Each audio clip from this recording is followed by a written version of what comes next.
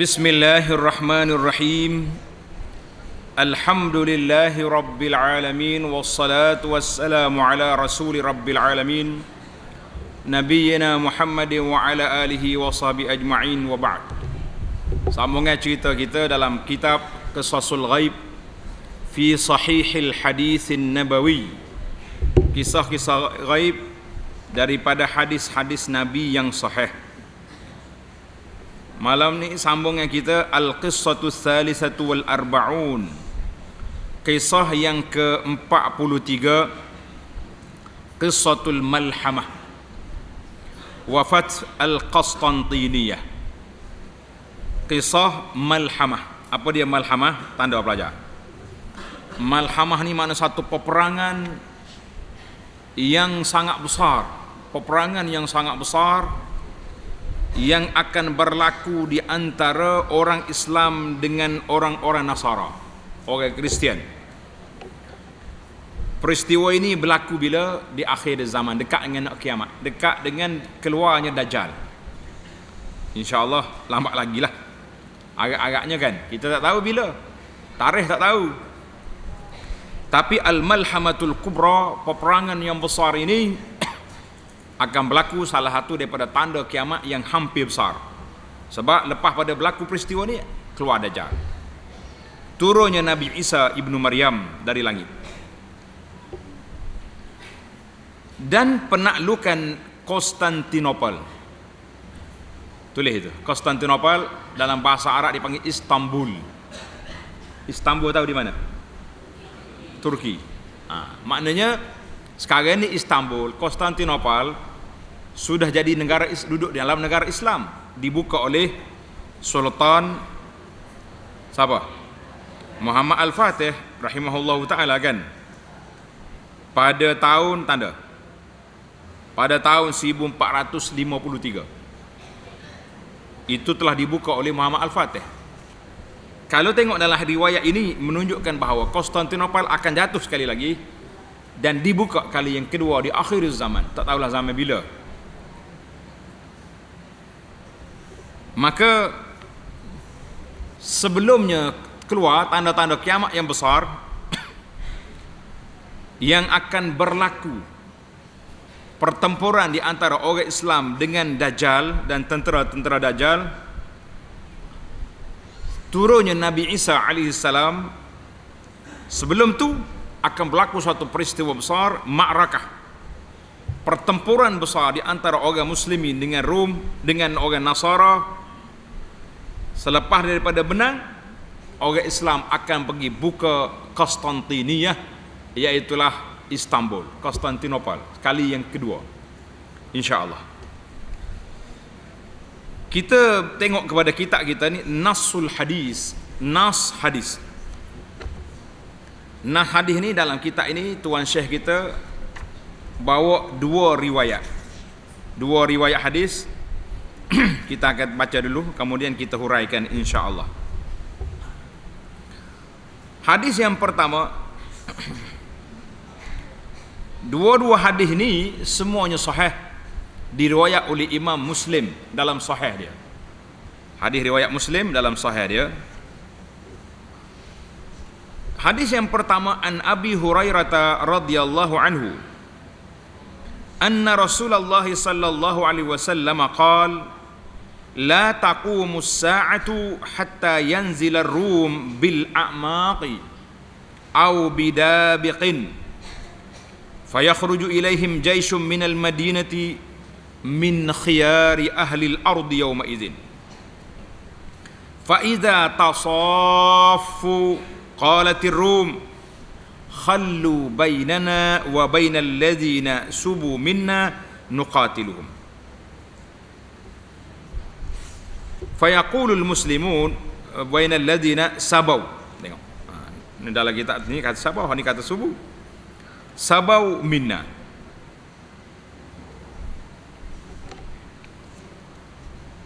Fayaqulul muslimun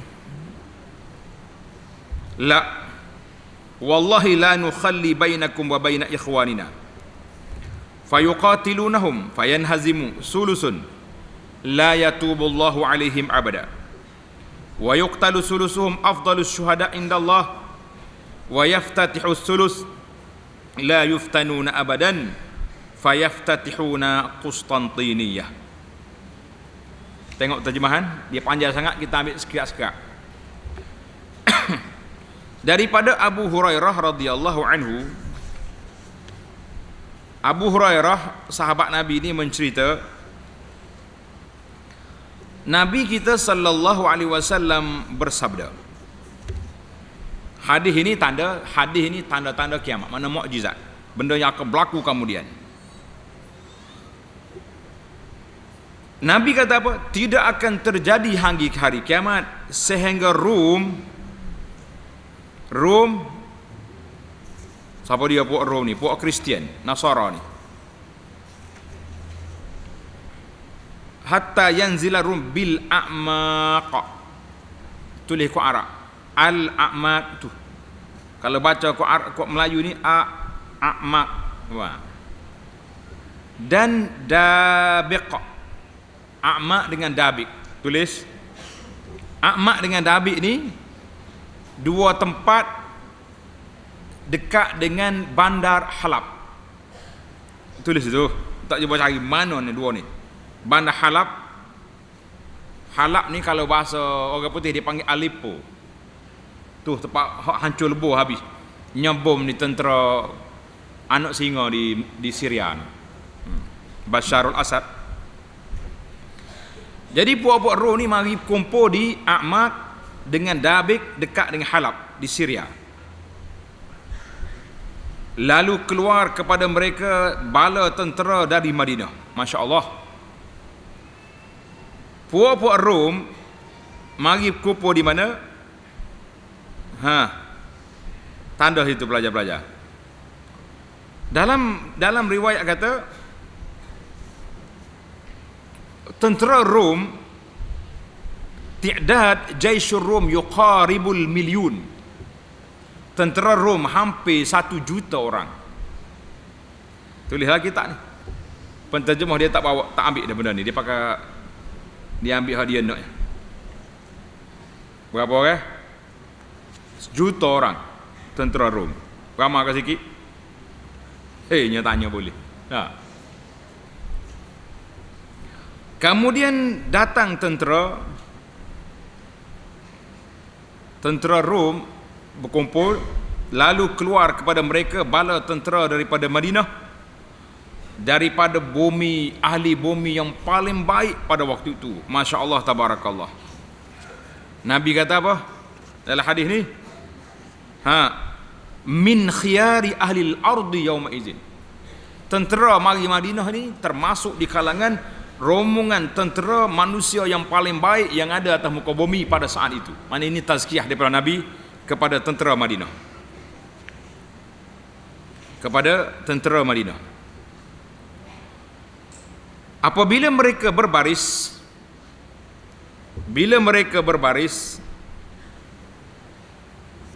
puak-puak Rom berkata, serahkan orang-orang kami yang telah ditawan, orang yang telah memeluk Islam, untuk kami berperang dengan mereka. Dia kata ginilah. Lalu kaum muslimin kata, tidak, demi Allah kami tidak akan menyerahkan saudara-saudara kami kepada kamu. Lalu mereka memerangi kaum muslimin. Maka kalah 1/3 yang Allah tidak menerima taubat mereka selama-lamanya. 1/3 kalah. Terbunuh 1/3 yang merupakan syuhada. Orang Islam juga 1/3 syahid. Puak dia 1/3 mati kafir. Dan 1/3 penyerang yang tidak terfitnah selama-lamanya. Lalu mereka menakluk Konstantin.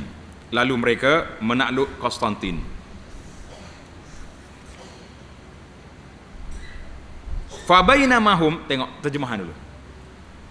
Fabainamahum yaqtasimun al-ghanaim qad allaqu suyufahum biz-zaitun iz saha fihim asy-syaitan innal masiha qad khalafakum fi ahlikum fayakhrujuna wa dzalika batilun fa idza ja'u syam kharaja.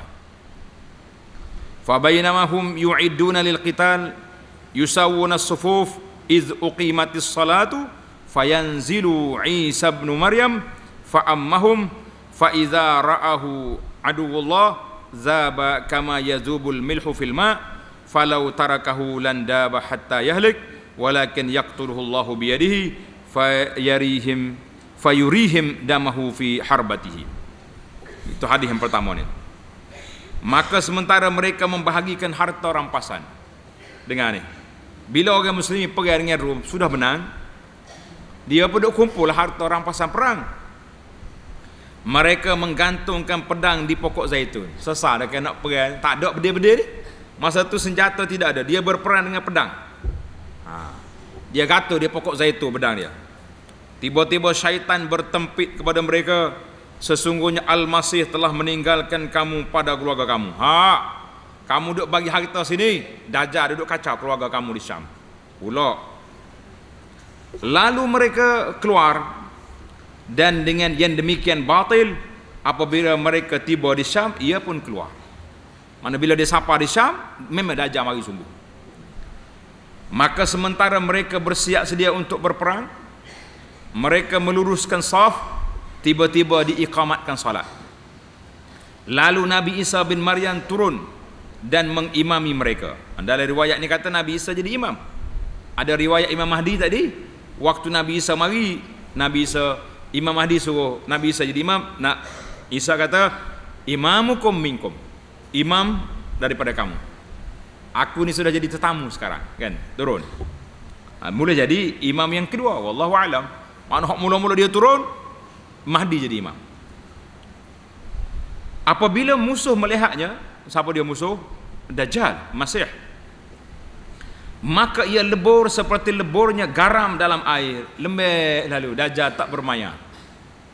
Sekiranya ditinggalkan nasihat, ia lebur sehingga binasa.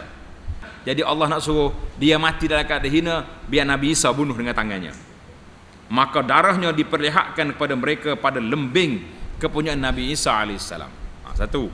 Ini riwayat yang pertama. Kita baca riwayat dulu, lepas tu baru ana syarah. Kita baca syarah dia baru menarik. Kalau tidak cerita tu macam putus tengah jalan. Baik, kita masuk pada riwayat yang kedua.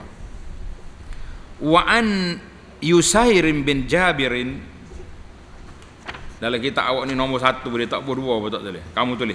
Wa an Yusair itu nombor 2 letak. Hadis nombor 2. Wa an Yusair bin Jabirin qala hajat rihun hamra'u bil Kufati faja'a rajulun laysa lahu hijjirai illa ya Abdullah ibn Mas'ud ja'atis sa'atu qal faqa'ada wa kana muttaki'an faqal inna as-sa'ata la taqum hatta yuqsama mirasun wa la yufraha bi ghanimah thumma qala bi yadihi hakaza wa nahaha nahwa Syam faqala aduwwun yajma'una li ahli al-islam wa yajma'u lahum ahlul islam qultu ar-rum ta'ni qala na'am wa takunu 'inda zakumul qital raddatun shadidatun fayashtaritul muslimuna syurtatan lil mauti la tarji'u illa ghalibatan fayaqtatilun hatta yahjuza bainahumul lail fayafi'u haula'i wa haula'i kullun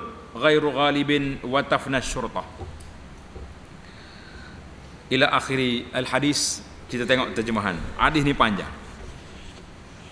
Daripada Yusair bin Jabir katanya, angin merah bertiup di Kufah.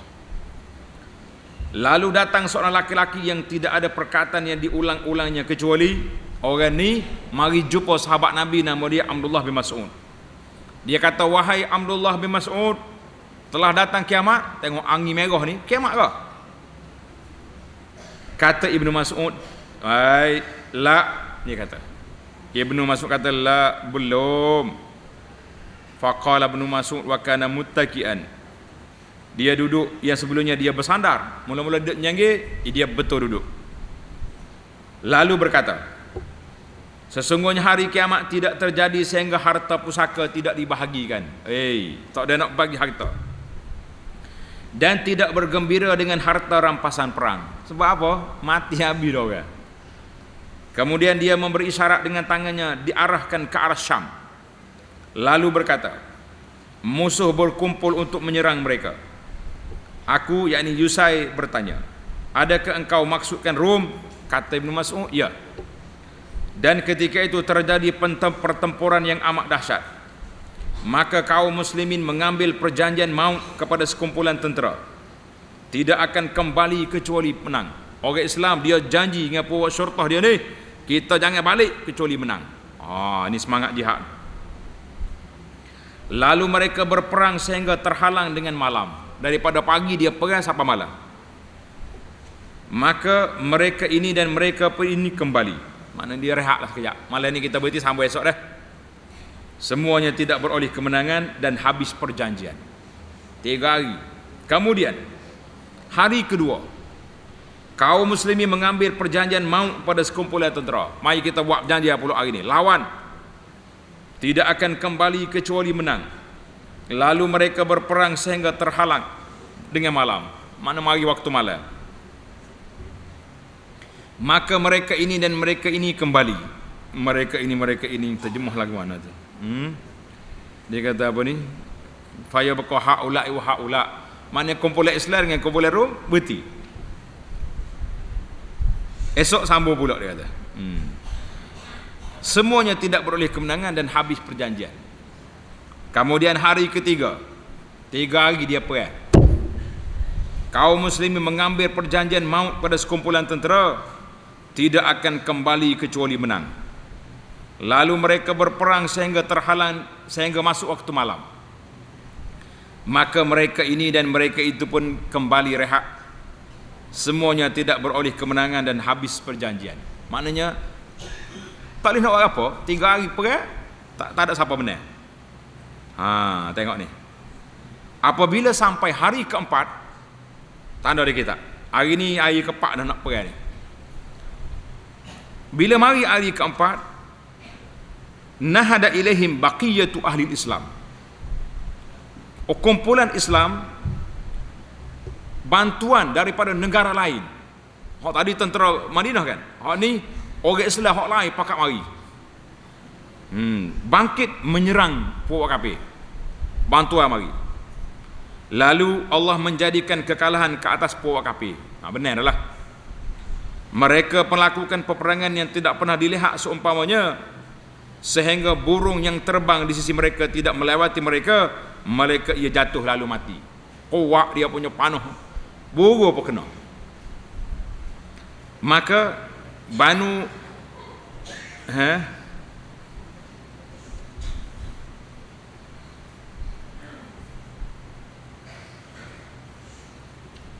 Al-Abi, dia kena tengok Quran Arab baru jadi. Maka Banu Al-Abi bermusuhan.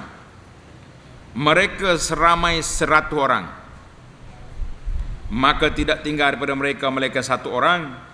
Oleh itu harta rampasan yang menggembirakan atau peninggalan yang dibahagikan, tak ada siapa nak bagi. Meninggal seorang, bagi apa lagi, ambil dia seorang. Tak ada lah. Sementara mereka dalam keadaan demikian, tiba-tiba terdengar kemudaratan lebih besar daripada itu. Mereka didatangi oleh suatu suara teriakan, sesungguhnya Dajjal telah meninggalkan wanita-wanita dan kanak-kanak mereka. Dajjal duk kacau keluarga dia. Orang perempuan ni suka ikut Dajjal. Waktu Dajjal mari, ni cerita Dajjal kita akan dalam siri akan datang lah. Waktu Dajjal mari, orang perempuan ni pakat nak ikut Dajjal. Ada suami, ayah, ikat anak perempuan di rumah, takut lari ikut Dajjal. Allahu Akbar. Lah ni tak ada lagi ikut Dajjal, lari ikut gawe. Nah, senyap-senyap hilang rumah. Na'udzubillah. Maka mereka membuang apa yang ada di tangannya. Barang-barang yang ada tu, kopok, tinggal belakang. Dan mereka datang lalu mengirim 10 tentera berkuda untuk meninjau keadaan. Atas 10 orang tentera kuda laju, pergi tengok apa sudah jadi dengan Dajjal.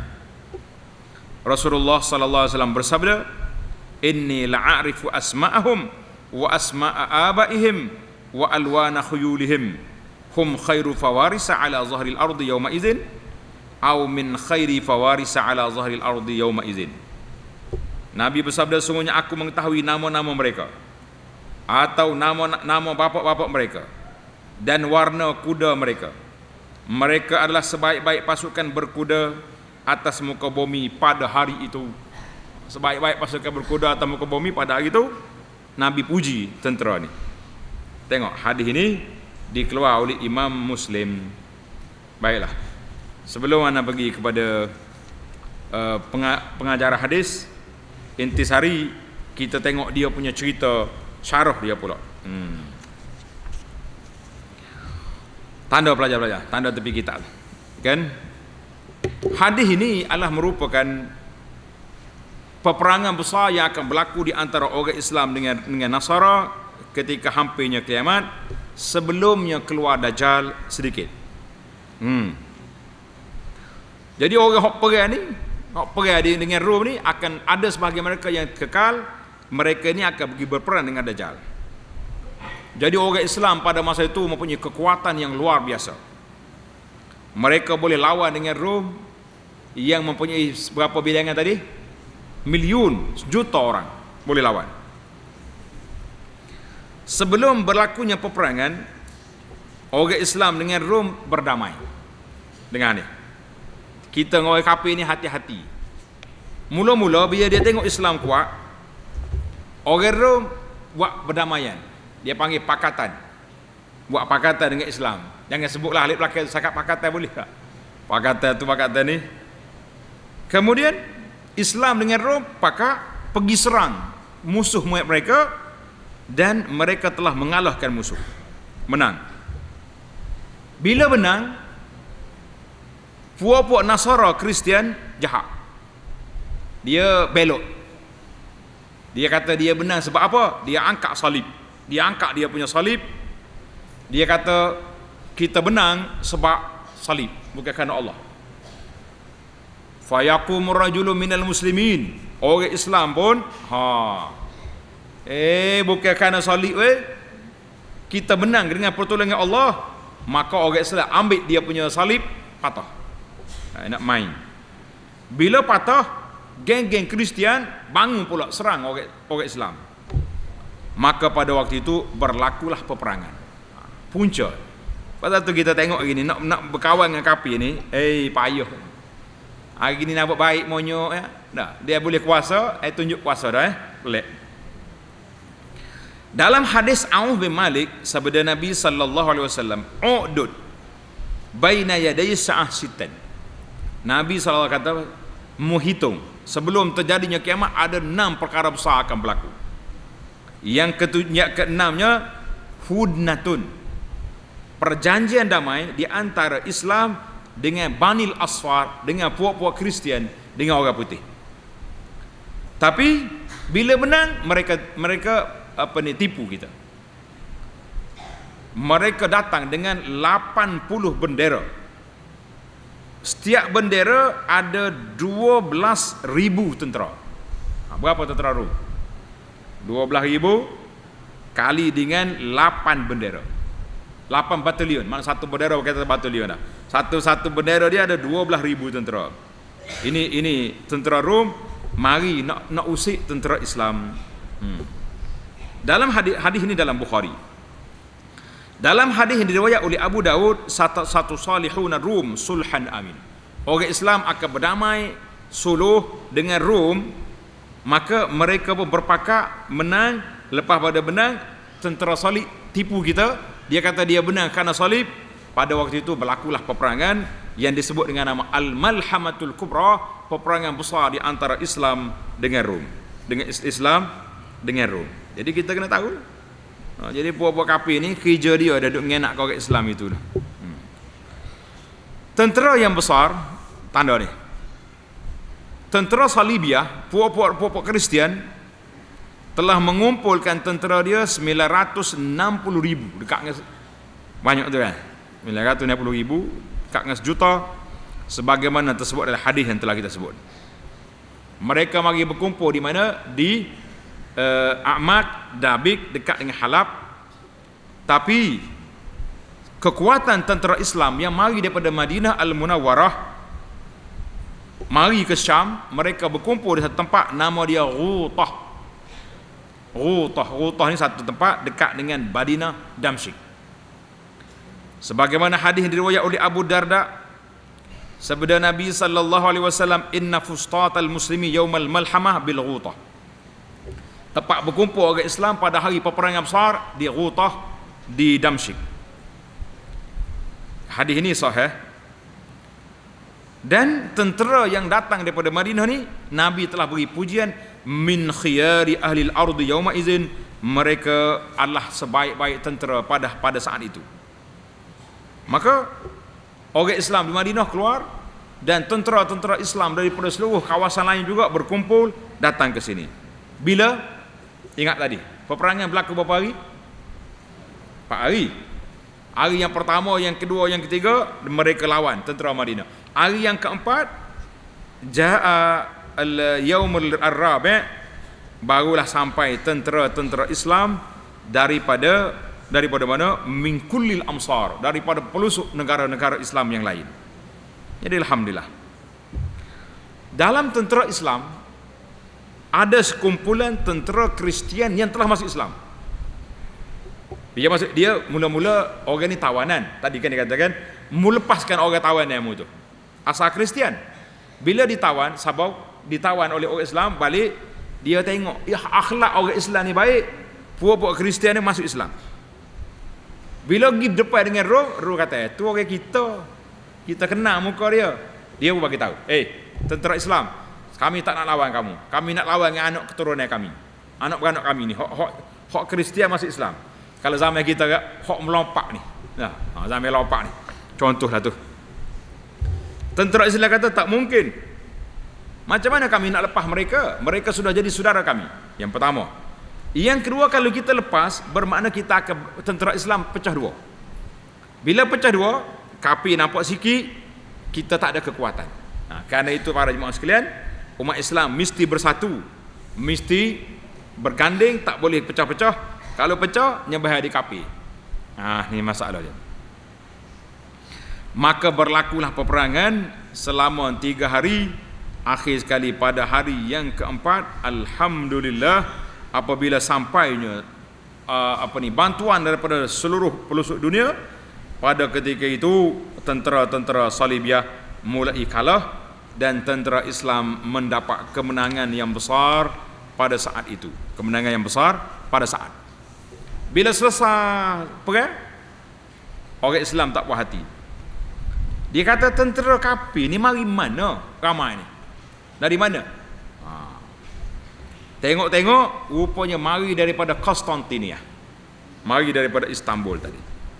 Maka tentera Islam hadap pula dia punya tentera pergi ke Istanbul, pergi ke sana.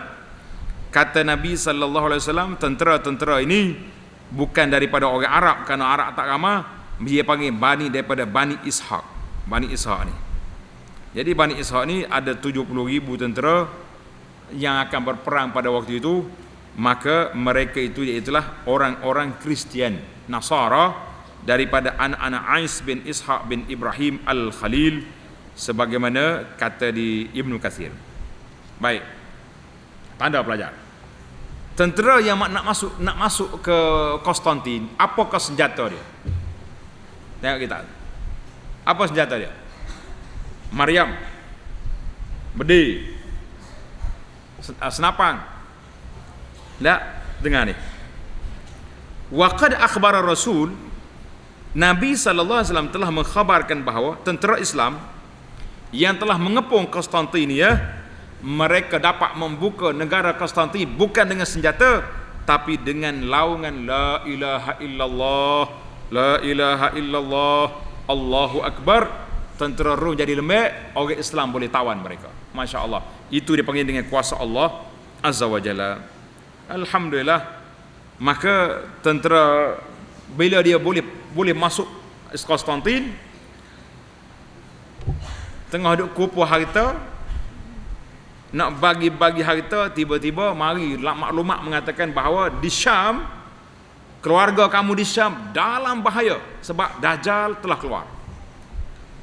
Jadi orang Islam pun hantar 10 tentera pergi siasat cepat, bagi laporan segera apa yang sudah jadi. Dapat maklumat memang Dajjal duduk mengamuk, maka mereka pun balik semula ke Syam. Jadi harta tu tinggal, tak tahu dia nak bagi, mana harta tu sudah jadi kecil. Sebab apa? Sebab nak jaga agama dan jaga keluarga. Baik, timbul soalan.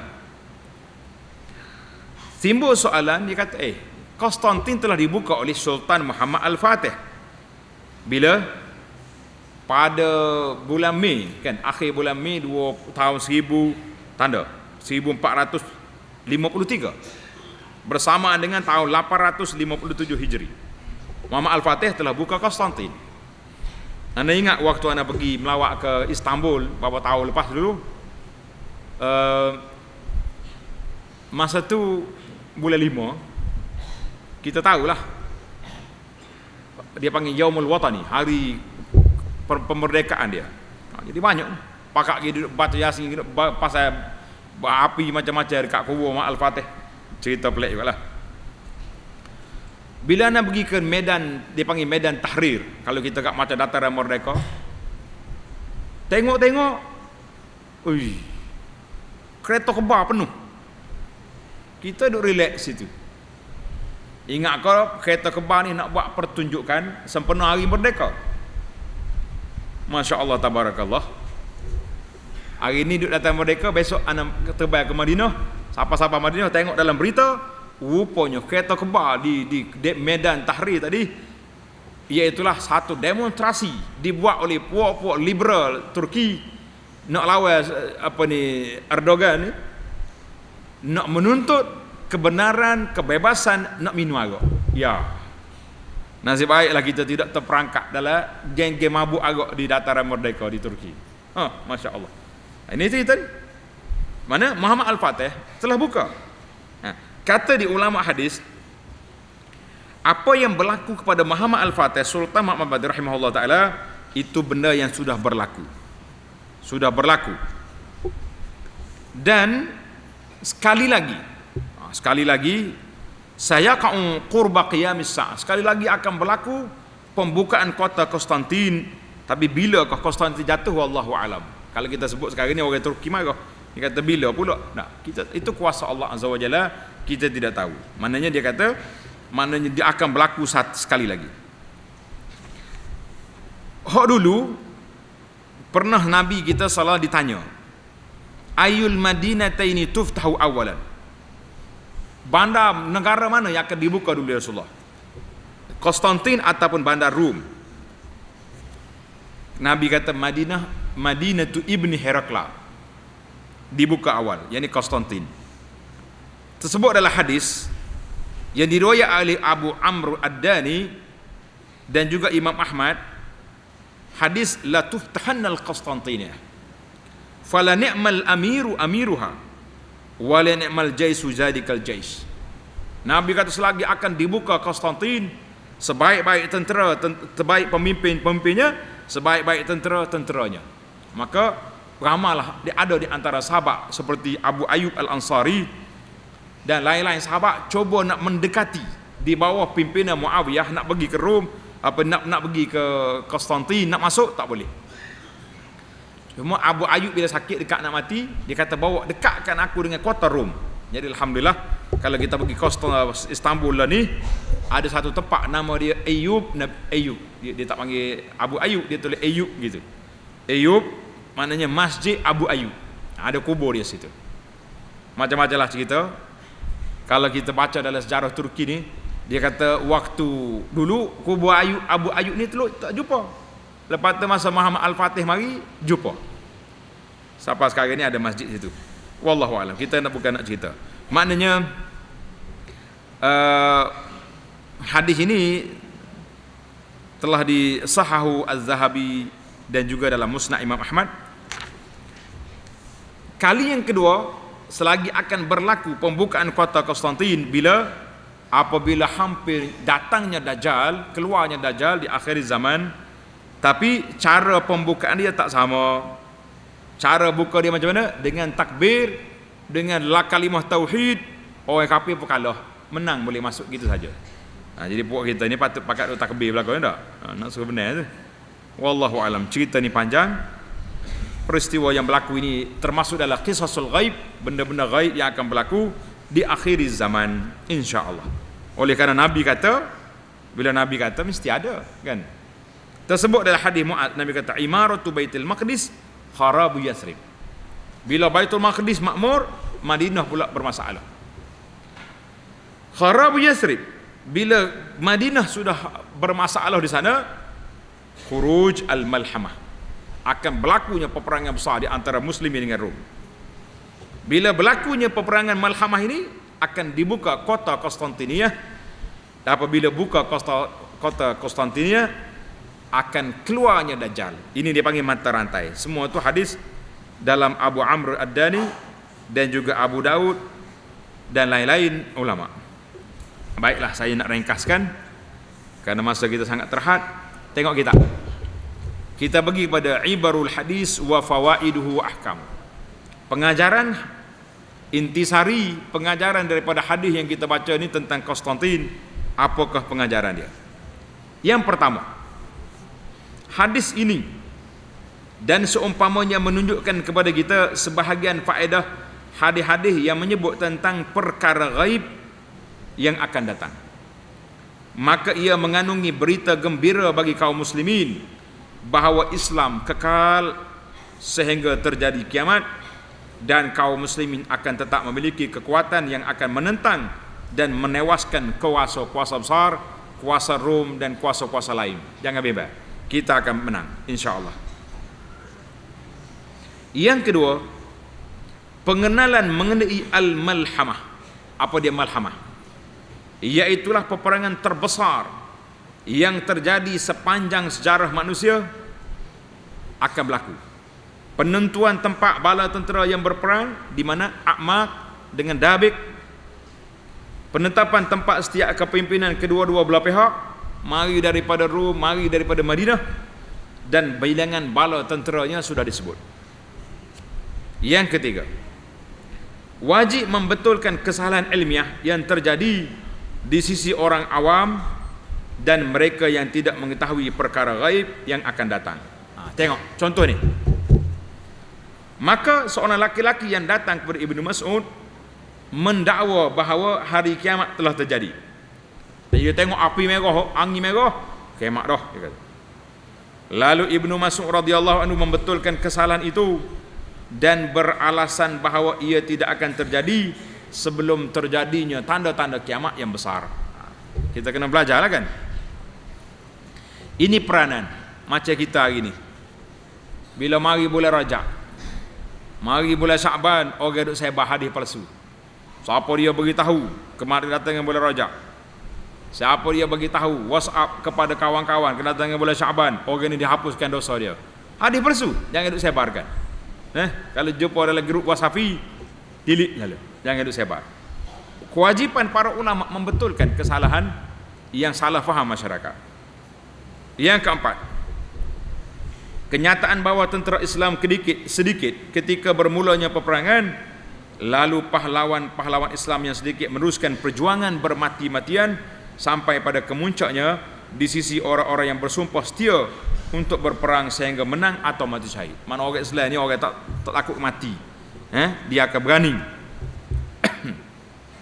Yang kelima, Madinah Al-Munawwarah akan kekal dalam keadaan agung sehingga terjadi hari kiamat. Yang demikian ditunjukkan bahawa tentera pejuang yang akan keluar untuk menentang Rom berkumpul di Madinah. Mereka bertolak dari sana sehingga perjalanannya meliputi Ghautah berhampiran dengan Damsyik, Syria. Yang keenam, kurangnya bilangan bangsa Arab pada akhir zaman. Tak ramai dah Arab. Dan agama ini dibawa oleh selain bangsa Arab. Mereka lah yang memperjuangkan agama ini pada ketika itu. Keadaan ini banyak terjadi dalam peperangan yang tercetus. Maka Masjid Aqsa, Al-Quds, kembali ke tangan kaum muslimin setelah dikuasai oleh Salibiyin melalui kepimpinan Sultan Salahuddin Al-Kurdi.